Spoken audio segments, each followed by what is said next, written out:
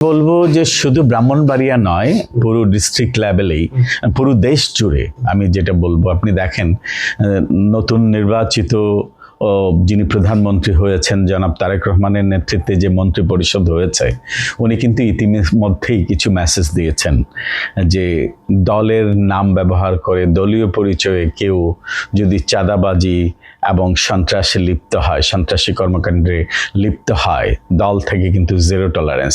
আপনি দেখেন even BNP যখন ক্ষমতায় আসেনি, গত 5ই অগস্ট পরিবর্তিত পরিস্থিতিতে দলের নাম ভাঙিয়ে দলের নাম ব্যবহার করে যারাই চাঁদাবাজি করেছে, আমি যতটুকু ইনফরমেশন জানি মোর দেন 8,000-8,000-এরও অধিক নেতাকর্মীকে কিন্তু দল থেকে বিভিন্নভাবে বহিষ্কার করা হয়েছে।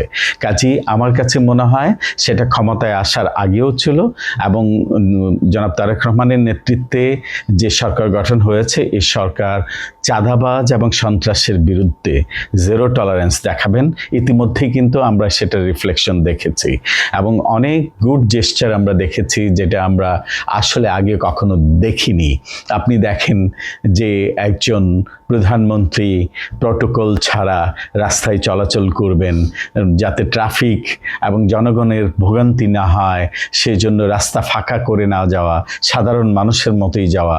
পাশাপাশি আপনি দেখেন সরকারের দায়িত্ব গ্রহণের আগেই যারা বিরোধী দল সম্ভাব্য হবেন তাদের এই নেতাদের বাসায় যে জনাব শফিকুল ইসলাম যিনি জামাতের আমির, ওনার বাসায় যে সৌজন্য সাক্ষাৎ করা, জনাব নাহিদ ইসলামের বাসায় যে সৌজন্য সাক্ষাৎ করা, এবং ওনার পরিবারের সদস্যদের আমি যেটা দেখলাম, উনি প্রধানমন্ত্রীর দায়িত্ব গ্রহণ করার পরেও ওনার সহধর্মিণী এবং ওনার মেয়ে জায়মা রহমান এতিমদের সাথে প্রথম রোজা ইফতার করা, this all are very positive gesture, এবং এগুলো আমরা কিন্তু জনগণের কাছে একটা গুড মেসেজ যাচ্ছে। স্যার কদিন ধরে কোমরে ব্যথা, এসপি হাসপাতালে চলে যাও। এসপি হাসপাতাল, প্রতিভাদীপ্ত চিকিৎসক ডক্টর এস চক্রবর্তী, অপারেশনবিহীন হাঁটু, কোমর, প্যারালাইসিস সহ আন্তর্জাতিক মানের চিকিৎসা ও রোগ মুক্তির নিশ্চয়তা। এসপি হাসপাতাল অত্যাধুনিক চিকিৎসা সেবায় অতুলনীয়। এবং আমি যেটা আগেও বলেছি, 1991-এ তারেক রহমান এবং 2001-এ আমরা যে তারেক রহমানকে দেখছি,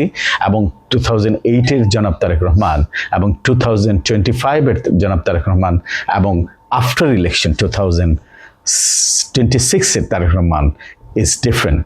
উনি কিন্তু নিজেকে সর্বোচ্চ, আমি বলবো যে এই দলের যিনি প্রতিষ্ঠাতা ছিলেন, এই দলের প্রতিষ্ঠাতা শহীদ প্রেসিডেন্ট জিয়াউর রহমান, যে কাজগুলো আনফিনিশড ছিল, যে এজেন্ডাগুলো উনি শেষ করতে পারেননি, আমার কাছে মনে হয় এবার জনাব তারেক রহমানের নেতৃত্বে এই কাজগুলো সম্পন্ন হবে।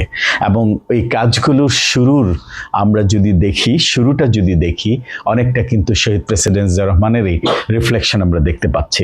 তা আপনি যে প্রশ্নটাতে এসেছেন পারাবৃত্তিক, এটা আসলে আমাদের দেশের রাজনৈতিক কালচারের একটা সহজাত প্রবৃত্তি হচ্ছে। ক্ষমতায় আসলেই মনে হয় মহল্লায়, ছোট ছোট শহরে, উপজেলা লেভেলে, ডিস্ট্রিক্ট লেভেলে মনে হয় যে নতুন করে ক্ষমতা নিয়েছে। এই মহল্লার যে এই দল নামদারি কিছু সন্ত্রাসী আছে, তাদেরকে অবশ্যই কন্ট্রোল করতে হবে, এবং এরাই কিন্তু দলের বিভিন্ন অপবাদ ছড়ায়, দলের জন্য বোঝা হয়ে যায়। এদেরকে যখনই যে কন্ট্রোল করতে পেরেছে, সেই কিন্তু ভালো নেতৃত্ব দিতে পেরেছে, যেটা শহীদ প্রেসিডেন্ট জিয়াউর রহমান করেছিলেন।